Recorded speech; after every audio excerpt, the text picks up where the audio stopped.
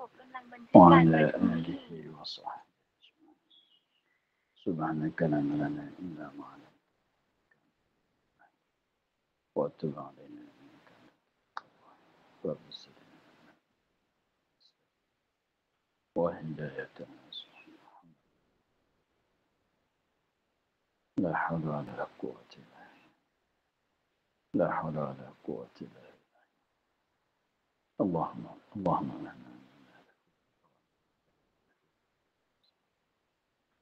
ونعم الملائكة المقربين واخرج لنا وافتح لنا أبواب رحمتك وعلمنا أسرار رحمتك رب اشرح لنا صدرنا ولساننا قال الشيخ المصطفى لا نفعنا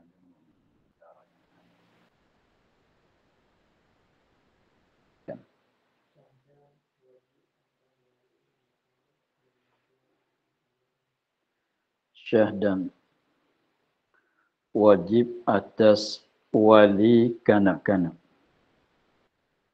mengajar akan anaknya. Wajib atas wali kanak-kanak, dikanaki wali di sini ibu atau bapa ataunya nenek.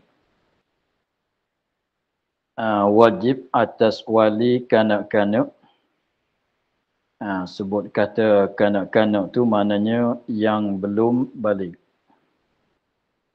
Wajib atas wali kanak-kanak mengajar akan anaknya. Mengajar akan barang yang wajib bagi zat Allah dan barang yang mustahil atasnya dan barang yang harus baginya.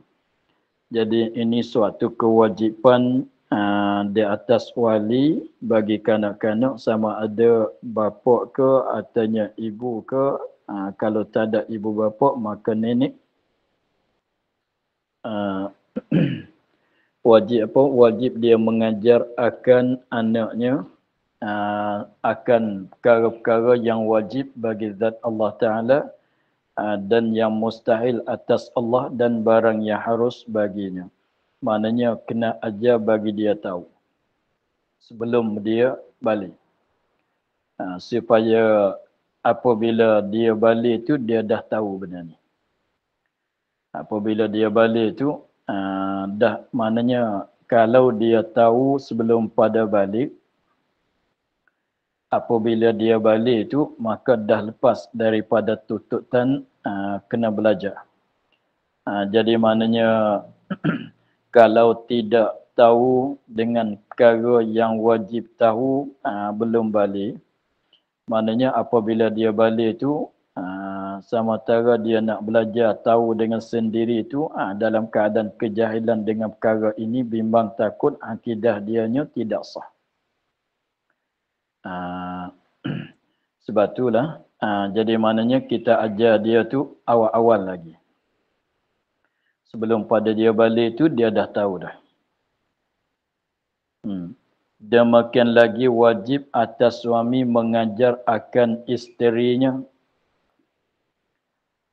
dan penghulu mengajar akan sahayanya. Kalau kita ada zaman dulu, kalau ada memilihkan hamba, penghulu, tuan bagi hamba tu wajib mengajarkan hambanya. Akan demikian itu akan apa dia? Barang yang wajib bagi Allah dan barang yang mustahil dan barang yang harus. Jadi maknanya bukan sekadar itulah. Jadi wajib di atas mereka yang disebut wali terhadap kanak-kanak, suami terhadap isteri, penghulu terhadap sahayanya, mengajarkan apa-apa perkara yang wajib di dalam agama. Cara solat, cara apa pun wajib juga. Bab akidah pun kena ajar juga. Apa tu kalau tak kuasa, tak mampu nak mengajar, artinya tidak ada masa nak ajar, bolehlah kita gantikan dengan yang lain, dengan secara percuma ke, dengan secara upah ke. Jadi kalau katanya dia tak pandai nak ajar anak dia, suami pun tak pandai, isteri pun tak pandai, maka wajib dia cari orang lain ganti dia. Bagi orang lain tu ajar ganti. Dengan secara upah ke, dengan secara mana-mana ke, ikutlah. Minta tolong ke, gaji ke, itu serahlah. Jadi pendek katanya anak dia mesti kena tahu benda ni. Begitu dah.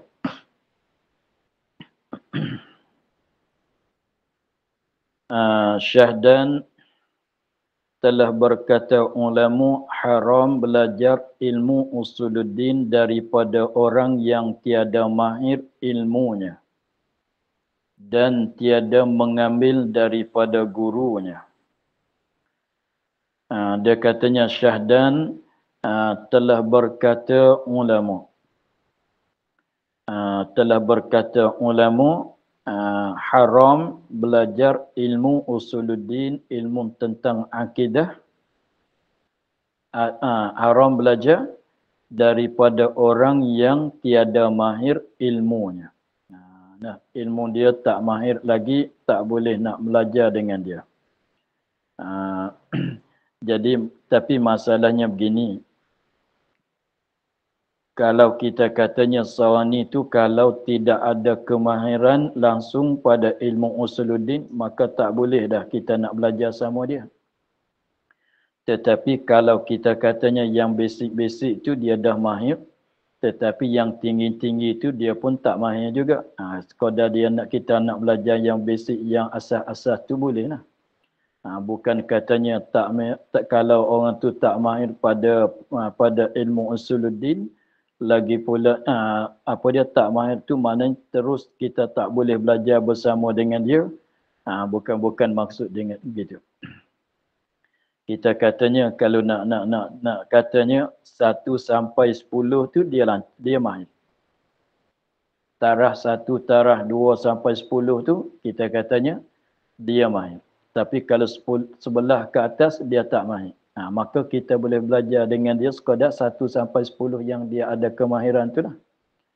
Sekadar tu yang tinggi pada tu tak boleh belajar dah sama dia sebab dia pun tak mahir juga. Begitu masalahnya.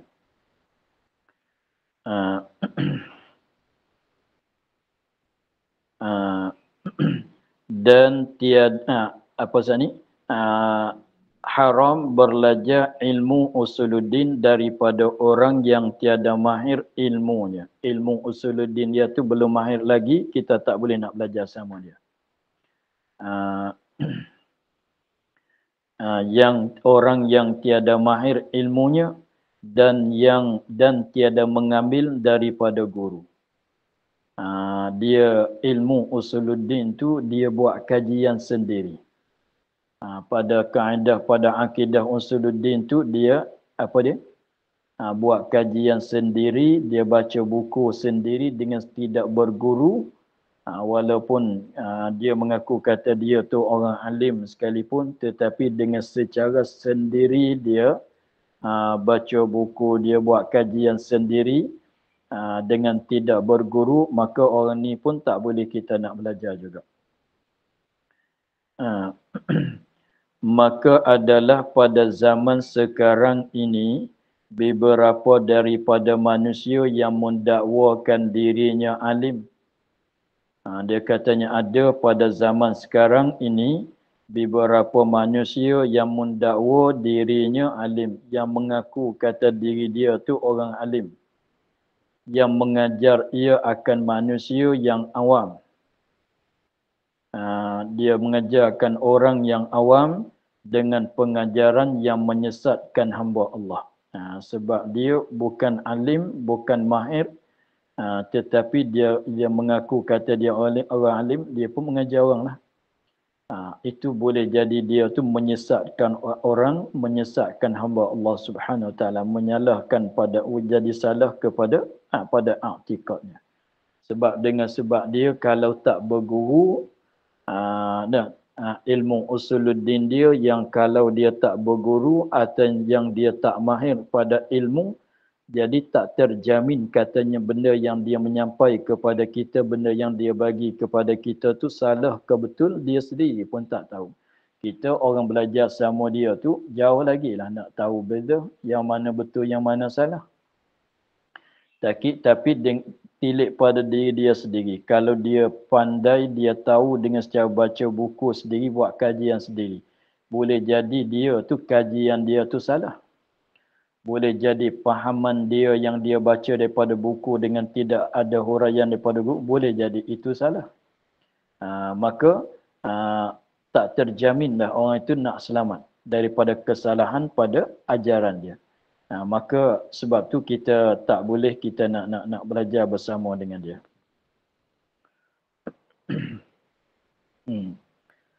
Dan setengah daripada mereka itu yang berpegang dengan ayat Quran yang mutasyabihah atau sunnah yang mutasyabihah. Dan setengah daripada mereka itu daripada manusia yang mendakwa dirinya alim. Dan setengah daripada mereka itu, setengah pada manusia yang mendakwakan dirinya alim, mereka yang berpegang dengan ayat Quran yang mutasyabihah atau sunnah hadis Nabi yang mutasyabihah. Yang mutasyabihah ni maknanya yang zahirnya memberi faham bahawa Allah ada serupa dengan makhluk. Dengan sebab tadilah, dengan sebab yang belajar sifat mukhalafah tadilah.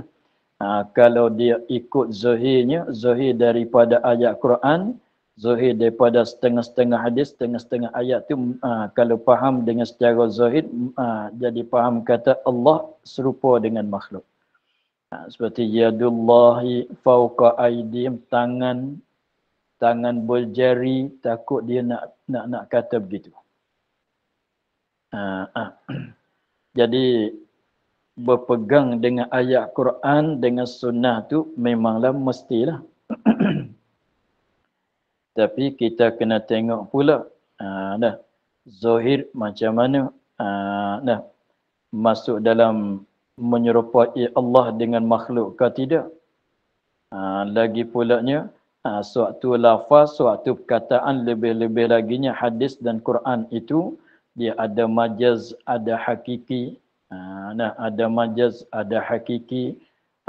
Setengah-setengah tu Allah Ta'ala tahu saja dengan maksud, setengah-setengah tu kita tak boleh nak tahu dengan maksud, seperti alif lam mim.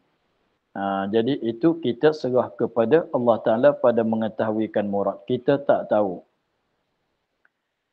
Setengah-setengah tu tidak pakai hakiki, bahkan pakai makna majazi. Setengah-setengah ayat tu tak pakai makna zahir, pakai makna yang satu lagi. Maka dia katanya terdapat bahawa ada satu golongan tu berpegang dengan ayat Quran yang mutasyabihah. Yang mutasyabih mana ayat Quran yang zahirnya, makna yang zahir itu menunjuk di atas bahawa Allah Ta'ala menyerupai dengan makhluk. Dan sunnah hadis mutasyabihah pun ada juga. Padahal tiada dilintangkan dengan qawaid, dengan qawati' akliyah dan nakliyah yang muhkamat. Padahal tiada dilintangkan, tak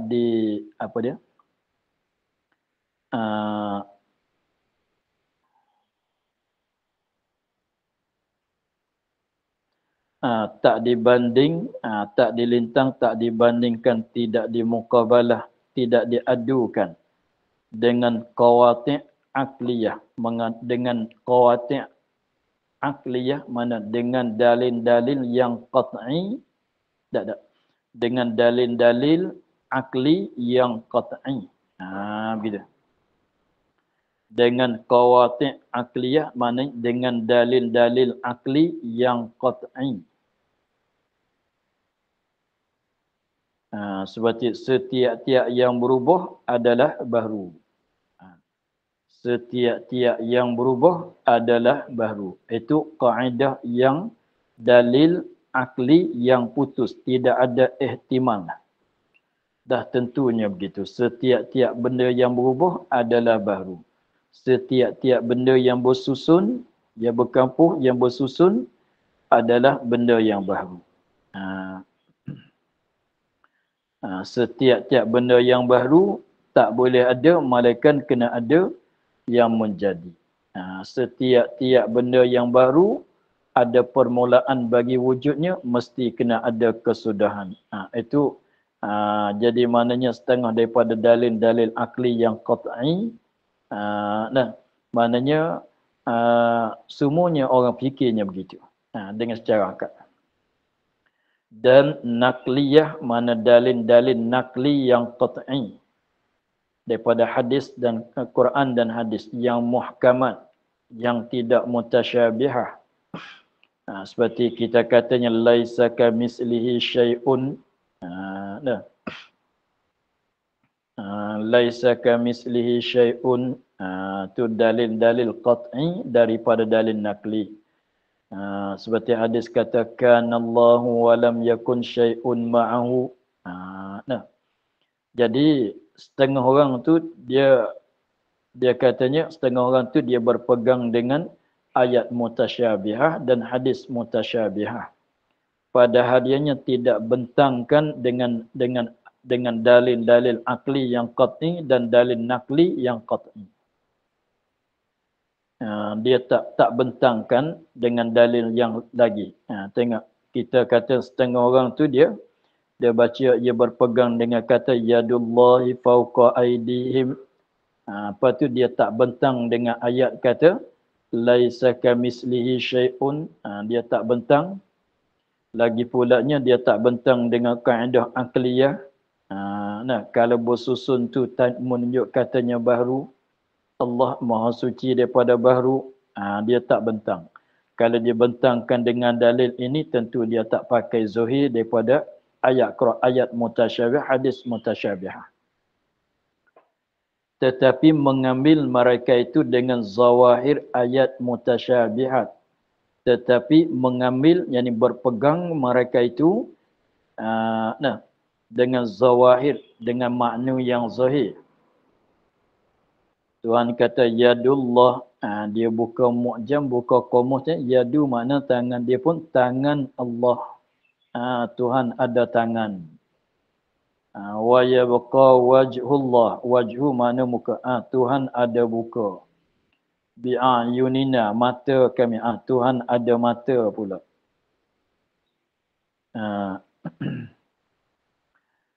Dia berpegang mereka itu, tetapi berpegang mereka itu dengan zawahir ayat mutasyabihat. Jadi maknanya dia berpegang, dia mengikut dengan makna yang zahir daripada ayat-ayat mutasyabih. Tuhan kata yadullah, Tuhan ada tangan, dia kata. Ya buka wajhullah, Tuhan ada muka. Dia ambil zahir saja. Padahal dianya tak bentang tangan macam tangan kita ni. Dalil dengan ayat kata laisa kamislihi, boleh selorong ke tidak, berselorong ke tidak. Kalau kata tangan Allah tangan macam kita, tangan dengan mana anggota, tangan dengan mana anggota tu bertentang ke tidak, berlawan ke tidak dengan ayat kata laisa kamislihi syai'un. Dan berlawan ke tidak dengan kaedah akliyah kata setiap-tiap benda yang bersusun itu adalah benda yang baru. Maka kalau tangan, memanglah tangan dia tak boleh ada dengan tangan, sebut kata tangan mesti bersusun. Bersusun, bersambung, berkapur. Maka dia tak banding dengan kaedah akliyah, setiap benda yang bersusun ialah benda yang baru. Sebab benda yang bersusun daripada dua juzuk ke atas tu adalah jisim. Jisim tu ialah satu jenis jirim. Setiap-tiap jirim tu adalah baru. Kalau kata Allah ada tangan, maknanya Allah Ta'ala itu bersusun. Kalau bersusun tu maknanya jisim. Kalau jisim tu setengah jisim ni setengah daripada jirim. Semuanya jirim baru. Kalau begitu, kalau Allah ada tangan macam kita, Allah pun baru juga. Dia tak bentang begitu. Dia rasa boleh terima dengan benda itu. Mengikut dengan zahir.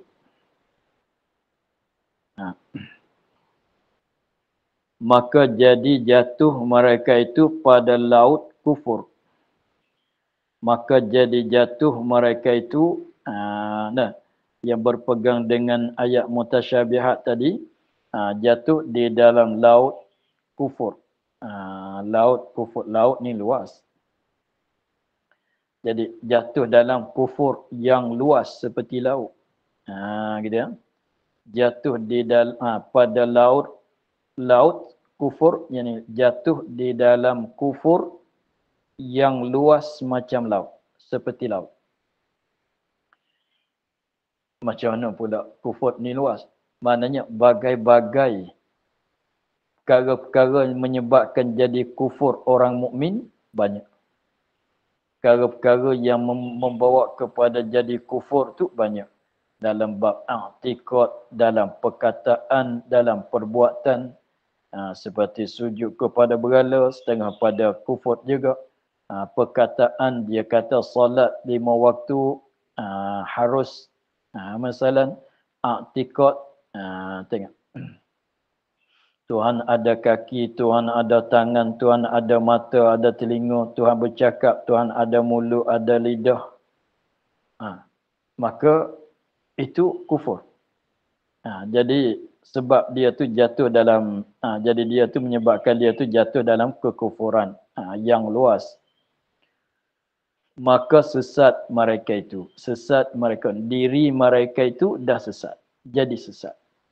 Maknanya tak sesat. Sesat tu makna salah dengan jalan yang sebenar. Maka jatuh, maka sesat mereka itu. Maknanya tak jumpa jalan yang sebenar. Jalan yang betul. Maknanya apabila i'tiqad salah, kira kata sesat lah. Sesat. Kalau i'tiqad betul, hak sebenar, begitulah. Maka sesat mereka itu, diri mereka itu sendiri dah sesat. Dan menyesat mereka itu akan manusia yang awam. Lagi pula dia tu kalau sekadar dia tak mengajar orang, sekadar diri dia sajalah yang sesat. Tetapi kalau dia tu mengajar orang pula, dia menyesatkan orang pula. Jadi dhalun mudillun. Dia sendiri sesat.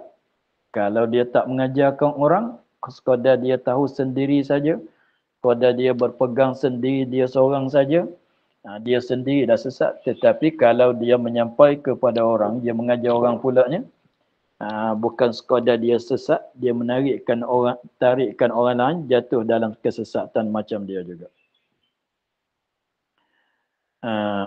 A'udzubillahi min dzalika. Minta berlindunglah, minta lepaslah daripada mereka itu. Maka adalah mereka itu seperti Dajjal. Kalau nak banding seperti Dajjal. Dajjal dia datang, dia menyesatkan orang juga. Dia pun menyesatkan orang juga. Sebab Dajjal dia menyesat tu, dia dakwa kata dia jadi Tuhan. Mengkufurkan orang juga. Dia ni menyesatkan orang, dia ni pun mengkufurkan orang juga sebab dia memahamkan orang kata Allah macam makhluk. Dia ni seperti Dajjal atau lebih jahat lagi daripada Dajjal. Kenapa kata boleh lebih jahat daripada Dajjal? Sebab kita ni kalau sebut kata Dajjal, kalau kita kenal Dajjal, kita dah tak masuk dekat. Kita dah tak masuk dekat. Tetapi ni manusia. Yang mengaku kata dia tu alim. Jadi sangka kitanya dia orang alim, betul ajaran dia, tu lebih kuat lagi. Sebab tu kita katanya musang biasa tak bahaya sangat. Bahayalah, tapi tak begitu bahaya sangat. Tapi yang paling bahayanya ialah musang berbulu ayam. Orang tua cakap gitu kan. Musang yang berbulu ayam tu, itulah yang paling bahaya. Sebab tak dapat membeza adakah dia tu ayam, adakah dia tu musang. Tapi dia datang nak makan ayam. Tapi kita tak boleh nak membeza. Tengok sekali tengok itu ayam, ini ayam, pada dia tu musang. Datang nak makan ayam. Contohnya begitu. Tapi kalau ayam, kalau musang biasanya, kita dah tengok, kita dah tahu ini musang boleh kita nak halau. Begitulah. Dan kata musannif syar'an, huraian pada matan apa dia?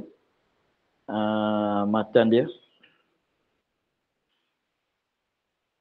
Wa yajibu ala kulli mukallafin syar'an. Mengetahui dia. Wa yajibu ala kulli mukallafin, dan wajib atas tiap-tiap mukallaf dengan sebab syarak. Wajib mengetahui. Kataan musannif syar'an tu artinya, arti syar'an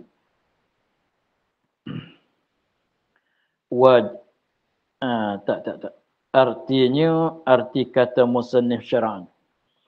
Artinya, arti kata musannif syar'an, wajib mengenal Allah dan Rasul itu. Wajib mengenal Allah. Apa makna mengenal Allah? Mengenalkan yang wajib dan yang mustahil dan yang harus pada hak Allah. Mengenalkan Rasul, mengenalkan sifat yang wajib, yang mustahil, yang harus pada Rasul. Jadi wajib kita, wajib di atas kita orang mukallaf kena kenal Allah, kenal Rasul tu. Siapa yang mewajibkan kita? Dengan sebab syarak. Dengan sebab syarak mewajibkan kita mengenal. Fardunya, kalau syarak tidak mewajib, tak berdosa lah kita tak kenal.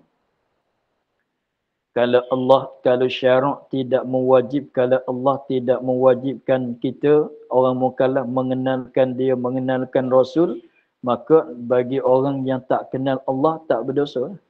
Bagi orang yang tak kenal Rasul, tak berdosa lah. Tetapi jadi berdosa, jadi salah kalau tak kenal dengan syarak, dengan sebabnya syarak letaknya begitu. Jadi wajib mengenal Allah dan Rasulnya itu dengan sebab syarak. Dengan sebab syarak mewajibkan. Kerana dibina atas bahawa sekalian hukum itu sabit dengan syarak. Kenapa kita katanya wajib tu dengan sebab syarak, bukan dengan sebab akal. Wajib tu kerana bina atas bahawasanya, kerana berlaku atas kaum yang mengatakan bahawasa sekalian hukum itu. Kerana dibinakan atas bahawa sekalian hukum itu, kerana dibina atas bahawa sekalian hukum itu, kita tafsir begini, kerana berlaku di atas kaul yang mengatakan bahawa sekalian hukum itu, ingat kerana berlaku, kerana dibina, kerana berlaku atas kaul yang mengatakan bahawa sekalian hukum itu sabit dengan sebab syarak. Jadi sebab apa boleh katanya wajib tu? Sebab syarak. Kenapa boleh dikatakan wajib mengenal tu dengan sebab syarak? Sebab kita berlaku di atas kaul ulama yang mengatakan bahawasanya semua hukum, segala hukum, wajib tu wajib ni, haram tu haram ini, itu sunat ini makruh, semuanya sabit dengan sebab syarak. Sabit dengan sebab syarak. Jadi mana nak wajib solat? Sebab syarak mewajib. Nak solat, nak wajib puasa? Sebab syarak mewajib. Nak wajib zakat? Sebab syarak mewajib. Dengan maknanya 3 perkara saat ni yang kita bilang puasa bulan Ramadan, zakat fitrah masalan, sembahyang 5 waktu, wajib tu kenapa? Kenapa jadi wajib? Sebab syarak letak kata kena buat, syarak mewajibkan. Tetapi kalau kita tilik kepada akal, mesti ke tidak solat? Tak mesti. Mesti ke tidak puasa? Kalau tak puasa pun, apa salahnya kalau kira pada akal? Tak mesti puasa, tak mesti zakat fitrah. Kalau kita tilik dengan akal, tetapi kita kata mesti kita kena puasa sebab tilik pada arahan syarak. Itu maknanya kerana dibinakan, kerana berlaku atas kaum yang mengatakan bahawa hukum itu, sekalian hukum itu, hukum syarak ni lah, sabit dengan sebab syarak. Sabit hukum, sabit wajib sembahyang 5 waktu, sabit apa dia lagi? Sabit wajib puasa, sabit haram berzina, dengan sebab syarak, dengan sebab letakkan syarak, dengan sebab syarak letaknya begitu. Tetapi syarat akal tetapi syarat akal ni, tetapi syaratnya syarat bagi sabit hukum. Tetapi syaratnya ialah akal.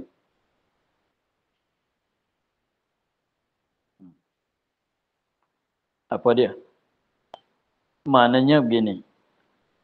Segala hukum-hukum syarak, segala hukum taklif, segala hukum taklif tu wajib ni, haram tu haram ini, siapa sebab syarak. Tetapi syaratnya nak jadi wajib kena ada akal. Maknanya begitu. Jadi maknanya kalau syarak dah menyampai, syarak dah suruh, tapi seorang itu tidak ada akal yang boleh nak fahamkan suruhan, maka tak wajib.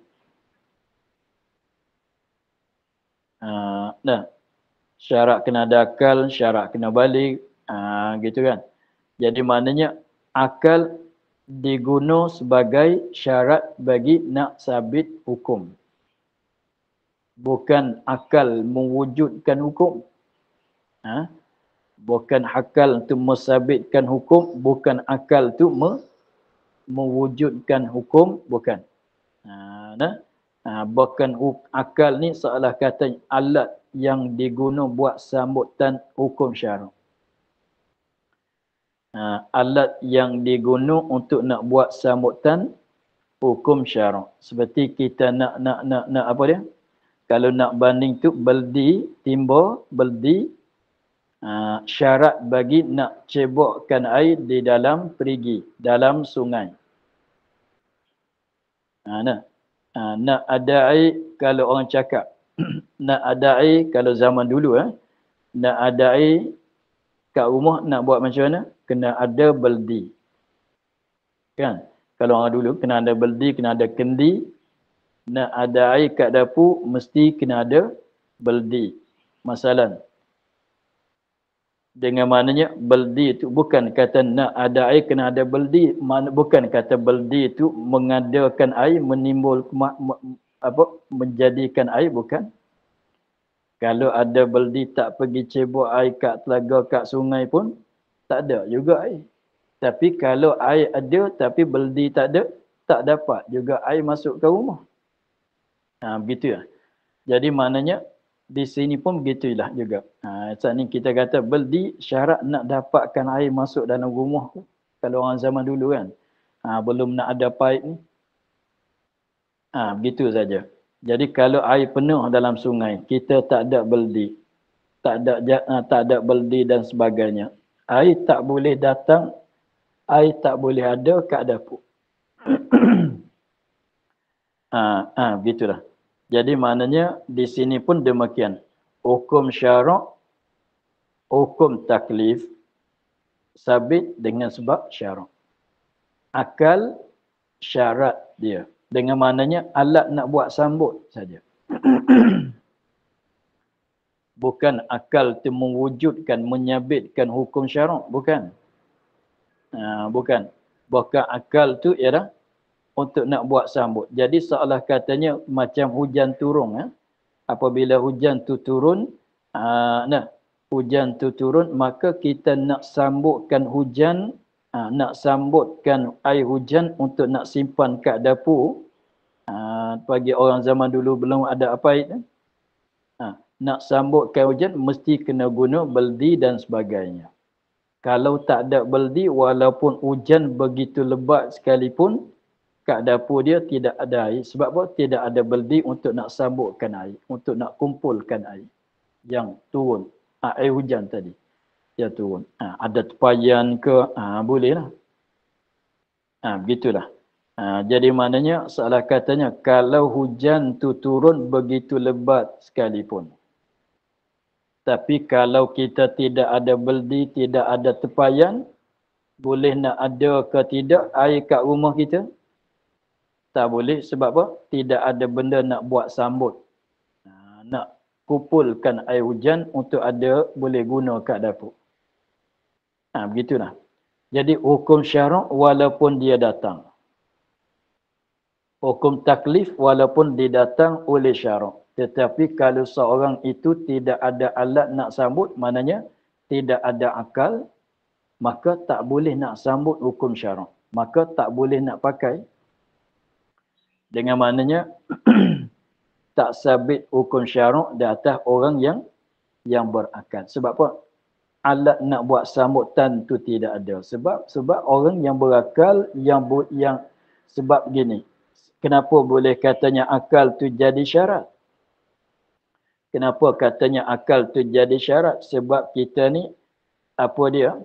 Hukum syarak, hukum taklif, kalau tengok kepada ta'rif dia tu, apa dia? Ta'rif hukum syarak?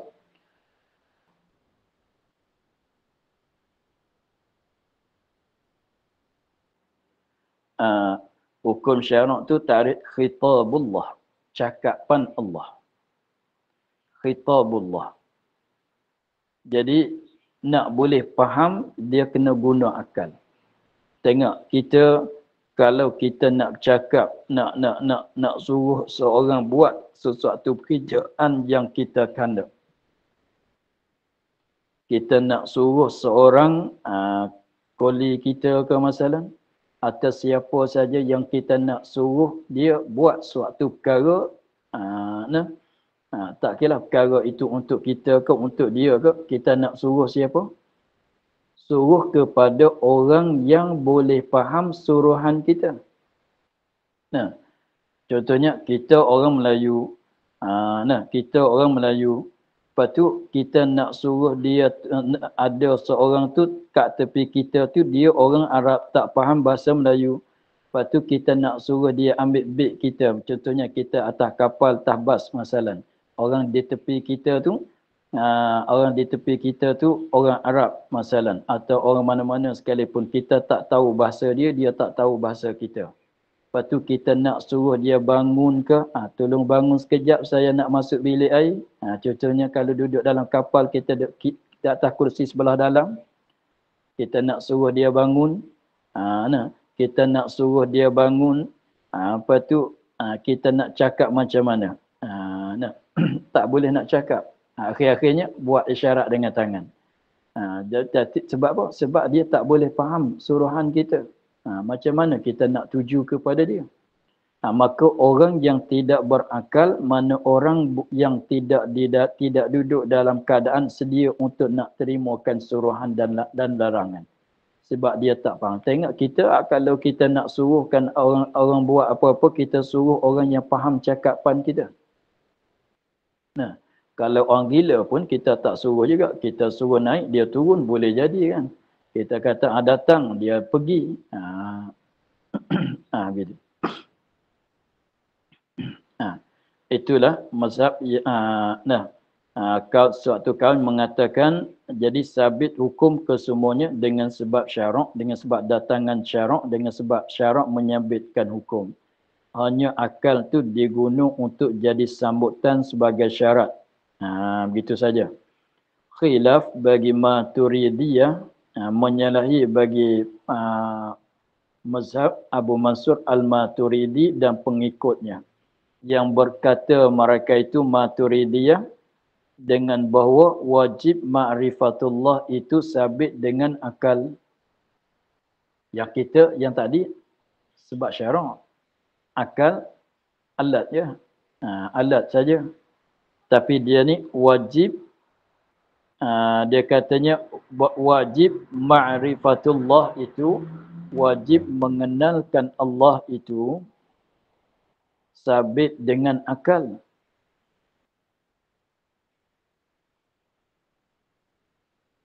dengan maknanya kalau tak ada datangan syarak. Seperti mana orang yang sebelum bangkitan Nabi.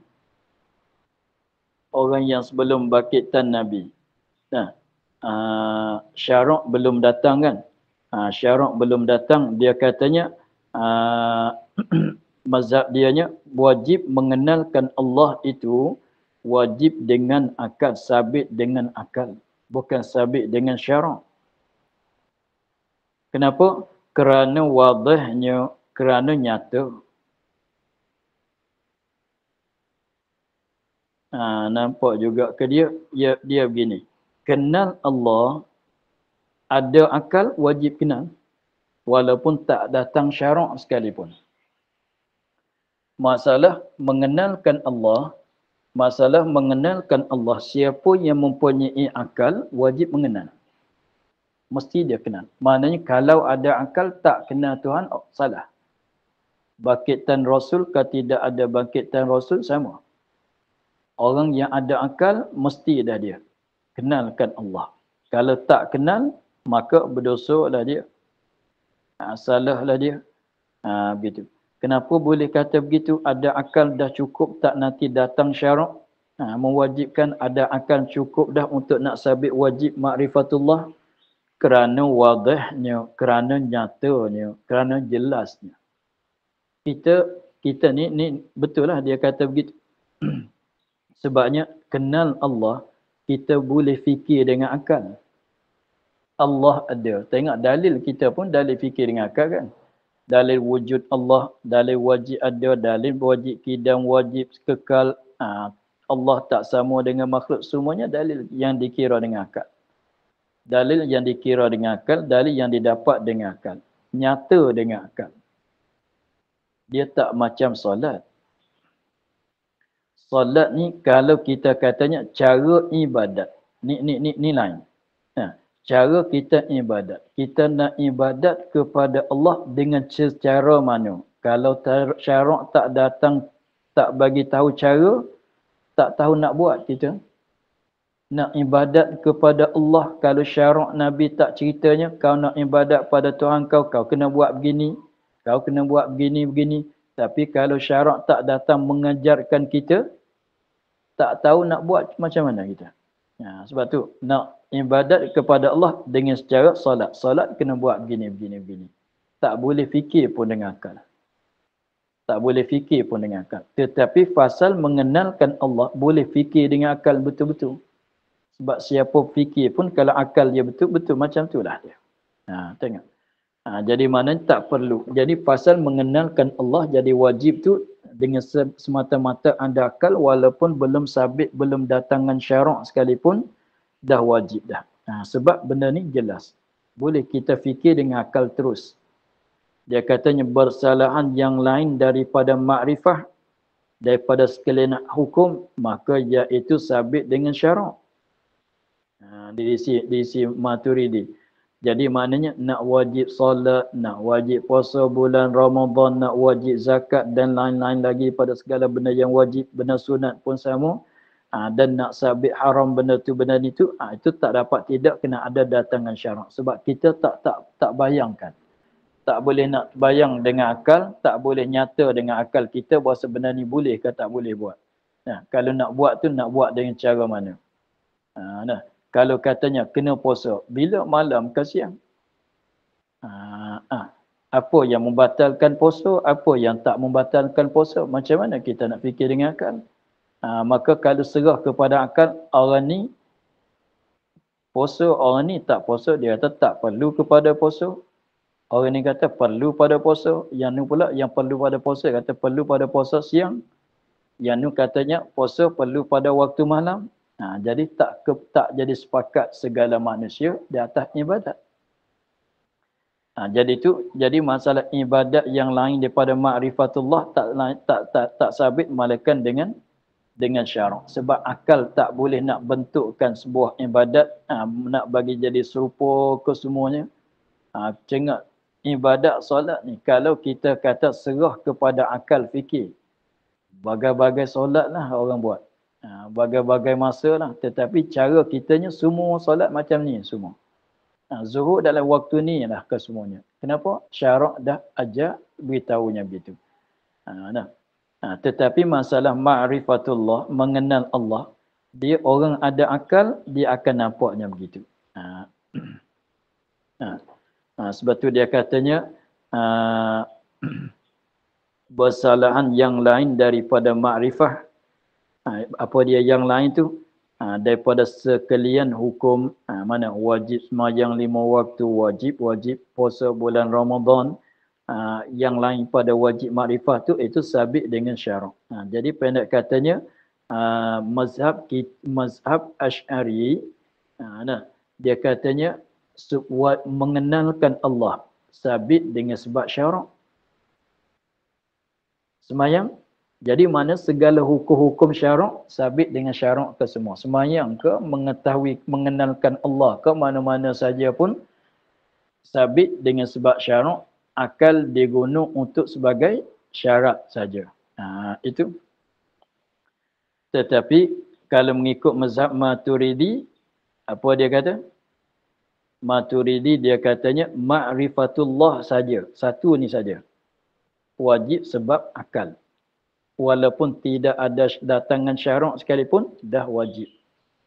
Tetapi yang lain daripada hukum ma'rifatullah, yang lain lagi. Wajib tu wajibnya, haram tu haramnya, sunat tu makruh ini, itu sabit dengan syarak kesemuanya. Jadi mana di si Maturidi, satu saja sabit dengan akal, ialah ma'rifatullah, yang lain sabit dengan syarak. Mazhab Asy'ari, semua ma'rifatullah ke lain-lain lagi sabit dengan sebab syarak ke semua. Itu berbeza. Maka ada satu mazhab lagi.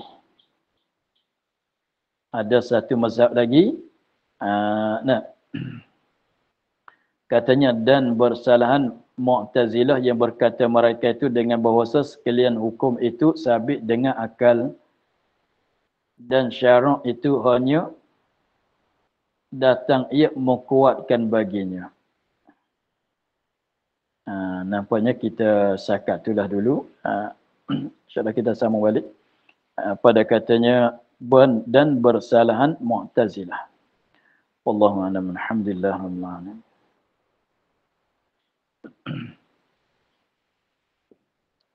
A'udzu billahi minasyaitonir rajim. Bismillahirrahmanirrahim. Alhamdulillah rabbil alamin. Wassalatu wassalamu ala asyrafil anbiya'i wal mursalin wa ala alihi wa sahbihi ajma'in. Allahumma aftah alaina fatahana arifin wa nafir qulubana al-karim wal jamal khalisatan li wajhikal karim. Allahumma inna nas'aluka ma qara'nahu wa ma hafaznahu wa ma sami'nahu farad alaina wa aftah lana subhana rabbika rabbil izzati amma yasifun wa salamun alal mursalin.